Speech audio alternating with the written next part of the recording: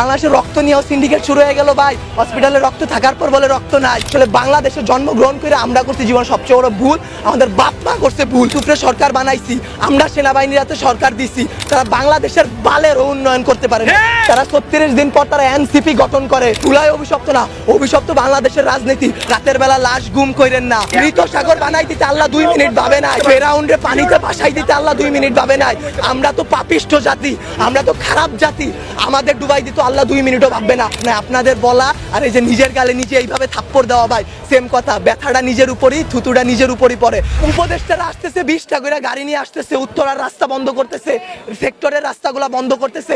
এতে যাদের যেই সন্তানগুলো আহত হয়েছে, নিহত হয়েছে, তাদের বাবা মাদের ঢুকতে দিতেছেন না আপনারা। তাদের বাবা মারা এখন পর্যন্ত খায় নাই। আমার মা শোকে শোকাহত হয়ে গেছে।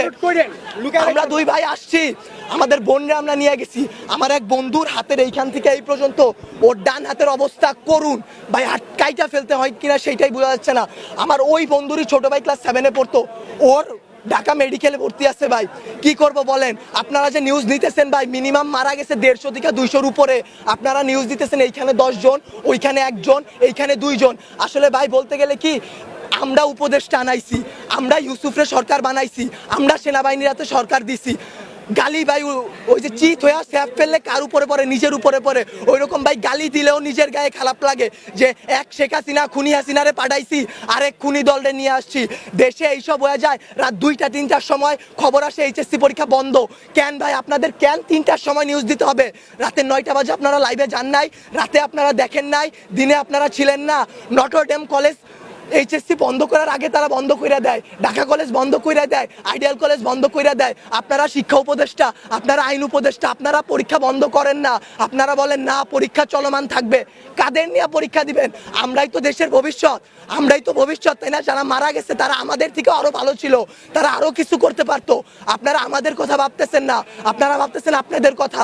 আপনাদের এইসব বলা আমার গলাটা ভাঙা ফেলা ভাই, 2টা সেম কাজ। তার কারণ কি, আপনারা কোনো নিউজই দিবেন না, সব কাটকুট করে ফেলবেন আপনারা। যদি ভাই আপনারাও ভাই কোরআনকে সাক্ষী রেখে, আপনারাও মুসলমান, আপনাদেরও ধর্ম আছে, মুসলমান না হইলে আপনারা আপনাদের আল্লাহর উপর ভরসা করুন। আল্লাহ ছাড় দেয়, ছাইরা দিবে না। আজকে যেই বাচ্চাগুলো মারা গেছে তাদের বাপ মারা এখনো খায় নাই, তারা ভবিষ্যতে কোন দিন খাইতে পারবে তারা জানে না। তাদের অভিশাপ যদি ভাই আপনাদের উপর লাগে, সাংবাদিক সমিতি কেন, সম্পূর্ণ বাংলাদেশ লইরা উঠবে। আল্লাহর বিচার আপনারা দেখছেন। মৃত সাগর বানাই দিতে আল্লাহ 2 মিনিট ভাবে নাই। ফেরাউন্ডে পানিতে ভাসাই দিতে আল্লাহ 2 মিনিট ভাবে নাই। আমরা তো পাপিষ্ঠ জাতি, আমরা তো খারাপ জাতি, আমাদের ডুবাই দিত আল্লাহ 2 মিনিটও ভাববে না। বাংলাদেশের রাজনীতি ভাই, আপনারা বলতে পারেন জুলাই অভিশপ্ত মাস, গত বছর এত মানুষ মারা গেল, আজকে এত মানুষ মারা গেল।